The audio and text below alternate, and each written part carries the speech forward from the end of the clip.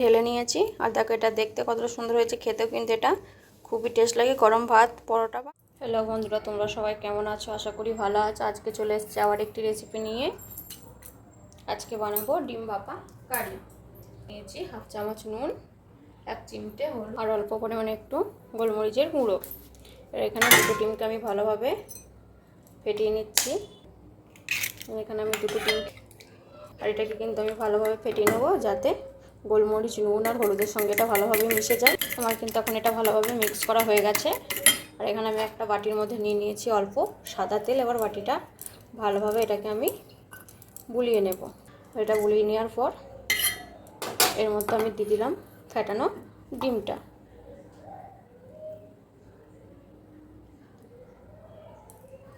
এখানে আমি কিছুটা পরিমাণ জল কড়াইয়ে গরম করে নিয়েছি। এবার এখানে দিয়ে দিলাম বাটিটা। ভালোভাবে বসিয়ে দেওয়ার পর এখানে একটা ঢাকনা দিয়ে এর উপরে কিন্তু আমি নোড়াটাকে চাপিয়ে দিলাম যাতে এটা উল্টে না যায় বা এর ভেতরে কোনোভাবে জল না ঢুকে যায়। এবার এটাকে 10 থেকে 15 মিনিটের জন্য আমি ফুটতে দেবো। ভালোভাবে মশলা বানিয়ে নিচ্ছি। তার জন্য এখানে আমি দিয়ে দিয়েছি 7 কোয়া রসুন, কটা মতো গোলমরিচ, আর দিয়ে দিচ্ছি হাফ চা চামচ গোটা জিরে। এবার এটাকে আমি একটা মিহি পেস্ট বানিয়ে নেব। এখানে আর একটা পেস্ট বানানোর জন্য এখানে আমি নিয়ে নিচ্ছি 3টে কাজু বাদাম, 2টো কাঠবাদাম, আর দিয়ে দিচ্ছি এখানে অল্প পরিমাণ পোস্ত, সামান্য, খুব বেশি না। তোমরা চাইলে পোস্ত দিতেও পারো, নাও দিতে পারো। এবার এটাকেও আমি ভালো মতো পেস্ট বানিয়ে নেব। কিন্তু খুলে নিচ্ছি। এটা কিন্তু দেখতে পাচ্ছি এটা আমার ভালোভাবেই হয়ে গেছে। তাও তোমাদেরকে দেখানোর জন্য এখানে আমি একটা কাঁটা চামচ নিয়ে নিয়েছি। দেখো কাঁটা চামচটা এখানে ঢুকানোর পর কিন্তু কাঁটা চামচের গায়ে কিছুই লাগছে না। এটা কিন্তু ভালোভাবেই হয়ে গেছে।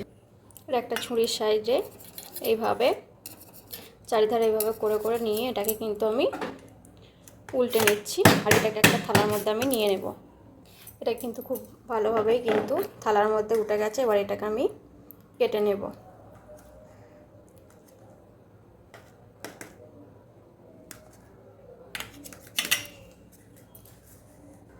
এখানে কিন্তু আমার এটা ভালোভাবে কেটে নেওয়া হয়ে গেছে।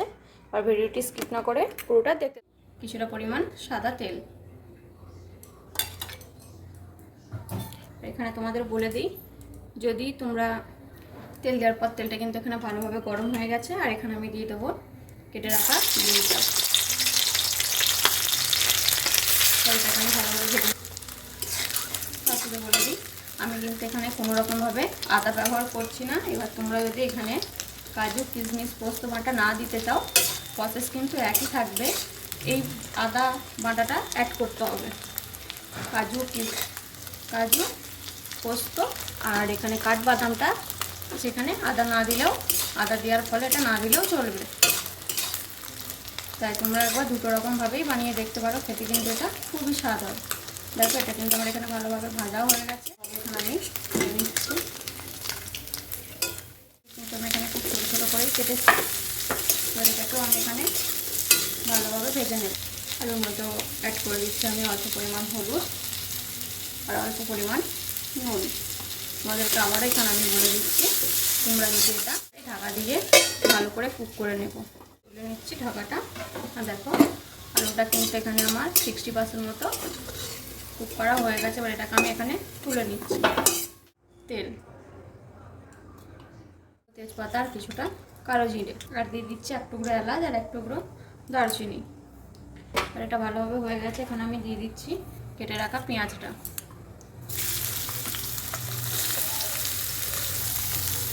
আর পেঁয়াজটা এখানে ভালোভাবে কুক হওয়ার জন্য আমি এখানে দিয়ে দিচ্ছি অল্প পরিমাণে নুন, আর দিয়ে দিচ্ছি এখানে অল্প পরিমাণে চিনি, যাতে পেঁয়াজটা ভালোভাবে ভাজা হয়ে যাবে আর কালারটাও কিন্তু খুব সুন্দর আসবে।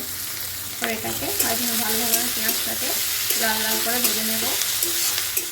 3টে কাঁচা লঙ্কা কুচি এখানে কেটে নিয়ে, পরিমাণ মতো কাশ্মীরি লঙ্কার গুঁড়ো, আর দিয়ে দিচ্ছি অল্প পরিমাণ হলুদ। অল্প বলতে এখানে 1 চামচ নিয়েছি। এবার এটাকে এবার এর সাথে ভালোভাবে মিশিয়ে নেব।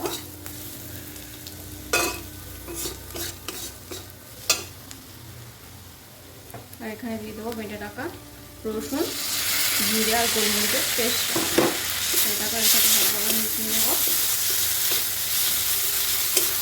আর এটাকে কষাতে কষাতে পাটিটা ধুয়ে আমি এখানে দিয়ে দেবো পরিমাণ মতো জল। এটাকে এর সঙ্গে ভালোভাবে মিশিয়ে নিয়ে মশলাটাকে কিন্তু আমি এখানে ভালোভাবে কষিয়ে নেব।